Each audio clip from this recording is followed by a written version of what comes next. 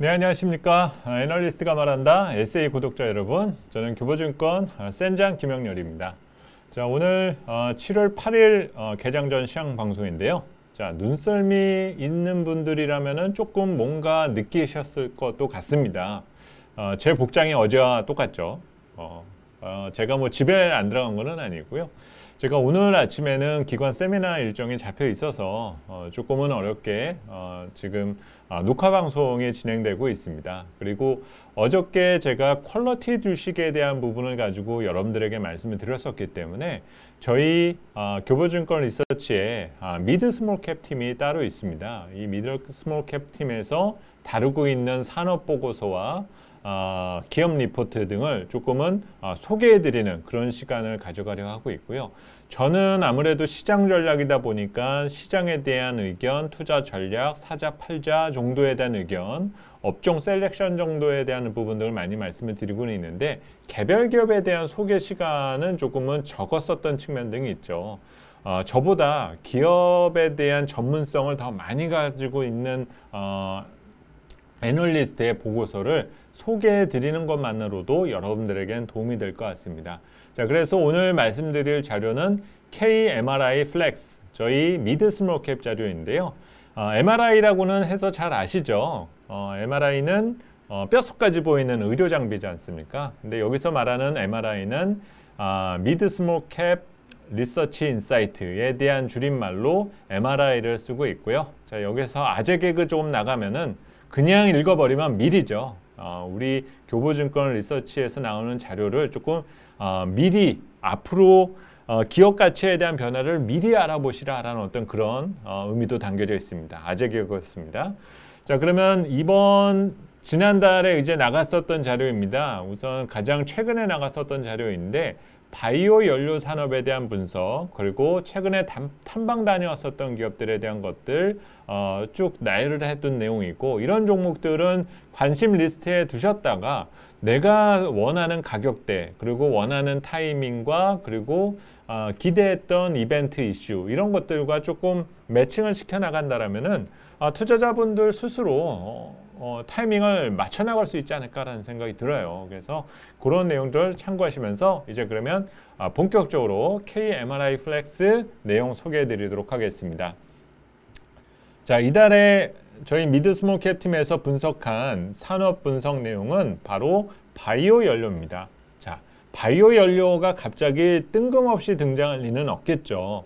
지난 1년 동안 국제 유가를 비롯한 에너지 가격이 오름세를 보이고 있고, 최근에 인플레이션과 관련된 사안 등이 상수로 시장에 적용될 만큼 이제 뿌리를 내리고 있는 상황이지 않습니까? 이런 상황에서는 결국 대체 에너지에 대한 수요와 관심이 커져갈 수밖에 없다라는 거죠. 여기에다가 최근 ESG라는 분야가 또 하나의 화두가 되고 있는 상태잖아요. 그런 측면에서 바이오 연료에 대한 부분들 우리가 한번 스터디가 필요하다라는 의견에서 아마 미드 스몰캡 팀에서 관련된 내용을 올려둔 것 같습니다.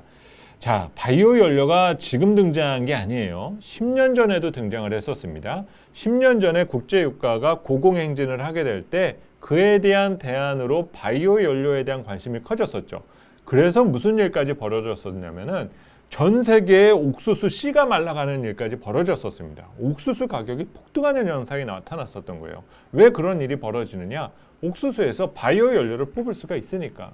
그런 상황들까지도 있었었던 겁니다. 그래서 흔히 이제 바이오 연료라고 하면은 여러 다양한 부분 등이 나눠지게 되는데 자연에 존재하는 유지 성분 중에 물리, 화학 처리 과정 등을 통해 석유계의 디젤과 유사한 액체 연료를 변환하는 것이 바이오 연료의 기본 개념이다라는 것들을 강조를 하고 있습니다. 이 바이오 연료에는 대표적으로 바이오 디젤과 바이오 증유 등으로 나눠진다라 볼 수가 있고요. 어쨌든 편의성이 높은 친환경 연료라는 측면 등이 강조되고 있는 것이 바로 이 바이오 연료의 전체적인 그림이다라 볼 수가 있습니다. 자, 시장 측면에서 놓고 본다라면은 조금 전 말씀드렸었던 2006, 7년 때와 비교해서 외형적 성장을 계속적으로 이어가고 있어요. 지금 화면에서도 보시면 좌측에 보이는 세계 바이오 연료 생산 추이 등을 보았을 때 이 바이오 디젤에 대한 증가세가 기하급수적으로 늘어나고 있다라는 점을 볼 수 있습니다. 그런데 여기에서 또 하나 저희 미드스몰킴에서 던진 메시지가 있어요. 바로 국내 바이오 디젤 의무 혼합 비율 추이에서 그 의무 혼합 비율이 계속적으로 지금 올라가고 있다는 거죠.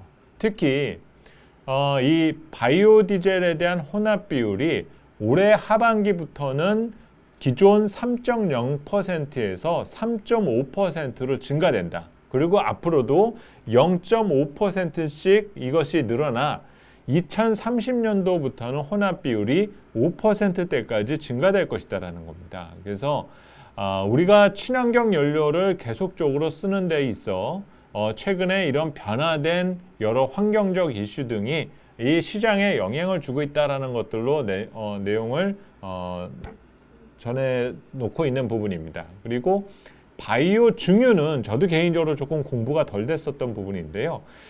바이오 증유는 석유 대체 연료 법제화 등에 대한 부분, 또 선박용 벙커 CU에 대한 부분 등을 대체할 것이다. 결국은 지금 이 선박 관련된 부분에서는 IMO 2020까지 더해져서 여러 가지 환경적 이슈가 지금 계속적으로 영향을 주고 있는 상황이잖아요. 그래서 이 바이오 증유에 대한 부분의 수요를 계속적으로 늘려나가야 된다. 특히 지금은 태양광이나 풍력 이런 대체 에너지 같은 경우는 어쩔 수 없이 신규 투자가 이루어질 수밖에는 없는 부분인 건데 바이오 증유는 그냥 기존 설비를 그대로 쓰면 된다. 그렇기 때문에 초기 투자 비용이 그렇게 크지가 않다라는 것들을 강조를 하고 있는 내용입니다. 그래서 자, 이런 내용들 여러분들 지금 같은 때 여러분들이 공부해 보시면 제가 보는 견해로는 올해 하반기와 내년을 생각해서 관심을 가져둘 수 있는 부분이다라고 생각해 볼 수가 있겠네요. 자, 그러면 이제 관련해서 어떤 기업들이 있는지도 살피는 것이 필요하죠. 국내 바이오 디젤 시장 점유율에서 가장 높은 곳은 SK 에코프라임이 가지고 있다라고 알려져 있습니다. 자, 그 이외에는 애경유화, 단석산업, GS바이오 등과 같은 기업들이 있고요. 애경유화 정도를 빼고 나면은 이제 우리 투자자분들에게는 익숙치 않은 기업들이 많이 있다라고 볼 수가 있겠고, 또 JC케미칼이 유일하게 바이오 디젤 관련돼서 우리가 테마 기업으로 묶을 수 있는 그런 사안이다라는 것들로 우리가 확인이 되고 있습니다. 자, 오른쪽 그래프를 한번 보시면은요. 신재생 폐기물 관련주들의 주가 멀티플 추이를 지금 보여드리고 있는데 현재 폐기물 관련주나 그리고 신재생 관련 기업들의 멀티플이 이 그림에서만도 보시게 되면은 엄청나게 높아요. 뭐 평균 막 30배, 40배 이런 정도로 형성이 되어 있는데 상대적으로 JC케미칼과 관련돼서는 상당히 저평가되어 있다. 이 의견을 제시를 하는 것 같습니다.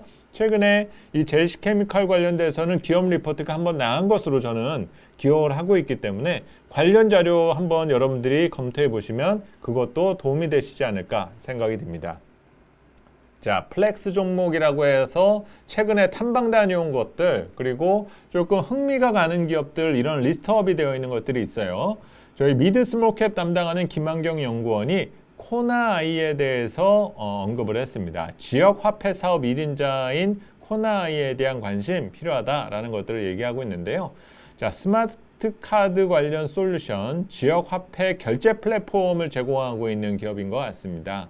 자, 이 동사는 인천시, 경기도, 대전, 부산 등의 지역화폐 구축 사업에 참여하고 있고 여기에 우수한 성과를 내고 있는 기업이다. 자, 2020년도 실적은 대략 매출 기준으로는 1,300억, 그리고 영업이익 기준으로는 190억을 달성할 것으로 알려져 있는 상태인데요. 자, 지금 뭐 여러 가지 내용들이 많이 나오겠지만은 지역 경제 활성화 상당히 중요한 이슈가 될 수밖에 없겠죠. 그리고 우리가 이제 곧 정치 이벤트, 굵직한 정치 이벤트를 앞두고 있지 않습니까? 근데 저는 개인적으로 정치 테마주에 대한 투자는 가급적 피하는 것이 좋다. 학연지연 이런 식으로 묶어가는 것은 조금 저는 개인적으로는 가상화폐 투자나 조금 무책임 그냥 말 그대로 그거는 트레이딩에 대한 개념이라는 거죠, 여러분. 그거를 꼭 기억해 두시면 좋겠는데 대신 정책적 측면에 있어서의 수혜 여부 등에 대한 투자는 관심을 갖는 것이 나쁘진 않습니다. 그런 의미에서 이 코나이 어쨌든 우리 민생 경제를 살려놔야 될 부분 등이 있고 최근에는 많이 분위기가 사그러들기는 했었지만은 우리 내수 경제 활성화를 위해서 지역 화폐, 쿠폰 이런 것들은 활성화될 수밖에는 없다라는 생각이 들어요. 그런 측면에서 관심을 가져둘 필요가 있다라는 점이 좀 이 김한경 연구원이 언급하게 된 이유가 되는 것 같습니다. 자료 한번 참고해 보시면 좋을 것 같고요. 자, 파수. 해외로 나가는 보안 소프트웨어 회사를 강조하고 있습니다. 자, DRM 부분에 있어서 시장의 강자다. 그리고 어플리케이션 보안 분야에 있어서는 MS 1위를 차지하고 있는 과거의 파수닷컴으로 알려져 있는 파수입니다. 자, 이들 현재 실적은 지난해에는 다소 좀 좋지가 못했었네요. 매출액 기준으로 자, 360억 그리고 영업 손실이 조금은 했었던 기업인데 최근에 들어서 이제 아무래도 보안 관련된 사안 등에 관심이 조금씩 커져가고 있다는 거죠. 지금 당장 실적이나 이런 내용으로 봐서는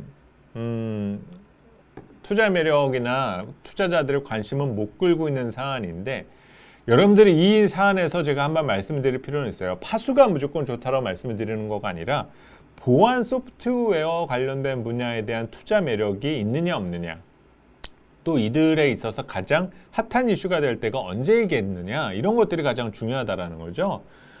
지금 우리가 플랫폼 기반 기업들에 대한 관심을 높이 두고 있는데 이런 기업들은 언젠가는 위기에 직면할 때가 분명히 올 거예요. 그게 도대체 무슨 사안으로 나오게 될 건가? 그렇게 생각해 보면은 결국 이들이 가지고 있는 고객 정보 이거를 안전하게 지킬 수 있느냐 없느냐가 정말 중요한 이슈가 될 수가 있습니다. 서비스 분야에 해당되는 산업들은 항상 그 위험에 노출되어 있을 거예요. 물론 그거를 정말 완벽하게 통제할 수 있는 능력을 갖고 있다라는 확신을 갖고 있을 텐데 위협은 또 계속될 수가 있게 된다는 거죠.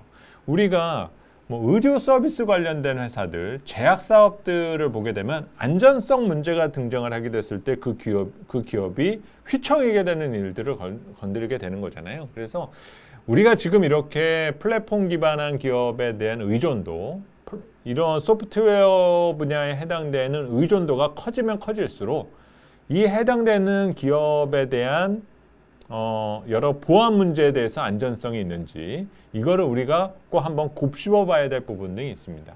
수년 전에 있었던 인터파크 사태라든지 이런 것들을 기억을 하셔야 된다는 거죠. 자, 그런 의미에서 내용 다뤄볼 필요 있을 것 같고요. 자, 저희 김민철 연구원이 언급했던 종목인데요. TYM이라는 기업입니다. 북미 지역에서 소형 트랙터에 대한 수요 증가가 기대된다. 과거에 동양물산이 사명을 변경한 케이스입니다.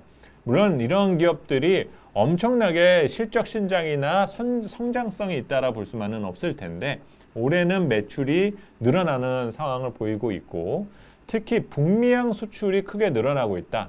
그러면서 사실 미국 내에서도 이런 북미 지역이나 뭐 유럽이나 이런 데에서도 트랙터 수요는 늘어날 수밖에 없는데 사실 그런 부분 등에 대한 수요가 자체 조달도 가능하겠지만 최근에 많이 충당해 왔었던 것들이 중국 기업들이었거든요. 근데 중국과는 사이가 별로 좋지가 않아. 그러다 보니까는 대체제를 찾다 보면 한국 제품에 대한 관심을 가질 수밖에는 없다라는 거죠. 그리고 뭐 최근에는 뭐 김민철 연구원이 직접 탐방을 가서 들었었던 내용인 것 같은데 단순히 어떤 그 농작 수요나 이런 부분에 대해서만 있는 것이 아니라 뭐 취미 활동에서 이런 트랙터에 대한 수요가 조금 크다라고 그래요. 확실히 미국이 레벨이 다르죠. 뭐 이런 식으로 사람들은 뭐 가드닝이나 소경자, 사실 가드닝에 트랙터를 써야 될 정도라는 말도 사실 저희는 상식적으로 이해가 되지는 않지만 어쨌든 미국은 땅이 넓은 나라니까 그런 측면에서 이슈가 되는 것 같습니다. 자, 어쨌든 실적에 대한 가시적인 변화, 매출 기준으로 놓고 보면 16년도에 대략적으로 3,000억대, 3,500억대에 였었던 기업이 올해 예상 실적이 7천억대다. 이건 뭔가 의미 있는 변화가 있다라고 볼 수가 있는 거거든요. 자, 이런 기업들도 리스트업 해두셨다가 관심 가져두시는 것이 필요할 것 같습니다.